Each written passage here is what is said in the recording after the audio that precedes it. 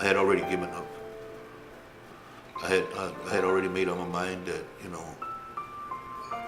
whatever happens, happens, If the house burned down or whatever, I didn't care. And when you guys came around and did this for me, boy, it made me think. It made me think, why would people who are, comfortable care about me? And it made me think about God. They saw me like I was in a good shape. He said, "Oh, you need a ramp." Okay, we'll try and get you a ramp. And they did. Oh, Michelle is a good lady, and I told them, "Oh, angel sent me here because, he buy everything to him for school. I don't have to buy it. I don't have the money. So he buy everything, Michelle. And I love her. It's an angel. God sent me an angel."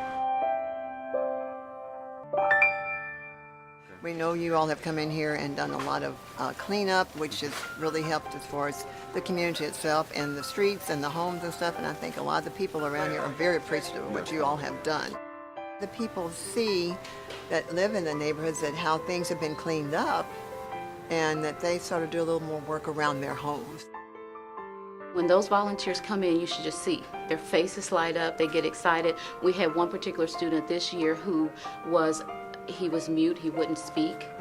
He had the ability to, but he would not. And one of our volunteers, Miss Donna Rooney, came in and started building a relationship with him, and it was a very powerful one.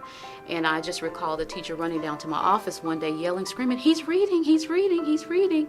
And all because of that one person. I was C's and D's, now I'm A's and B's. The Friends of Nutrition helped my grades go up in composition. The community realizes there's a resource now. It's just getting the word out, and they realize that there are things that they can come to you and say, "Hey, we'd like an outreach program for our children. We'd like after-school programs. We'd like additional parks," and you've really focused on the needs of the community. So that's been great for us.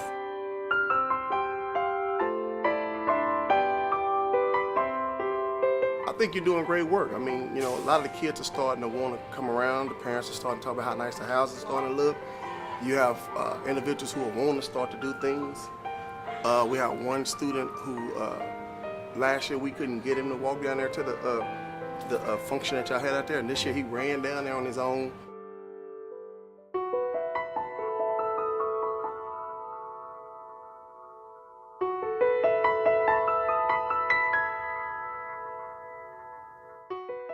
You guys came, you were the light for me because I was in the dark. I feel like we've got a second chance, and we're going to take all the advantage that we can.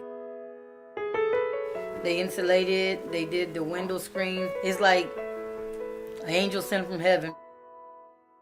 Y'all had my roof done, and you had my whole siding done. They showed a lot of love. So what do you think about North Richmond having a building here, and do you think that will create some sustainability? Yeah, I think it will, because then it's not you're coming in and leaving. It's you're here. Once you put your footprint here, you here, and then, like say if you have some of our kids who meet you when they're in 3rd grade. If you still here 15 years later, 18, they're 20-some years old, they say, "Oh, I remember Pastor Julio, he's been here this long." They always been good. That's where you start to keep on going, and people start to know who you are and where you are, and they know how to access you. A lot of programs come and go, but we want to be here. We want to be here permanently. We've been praying for this, and I think it's going to be amazing when we are here. We need this land, and we need the building here, a permanent building, so we could definitely have an impact.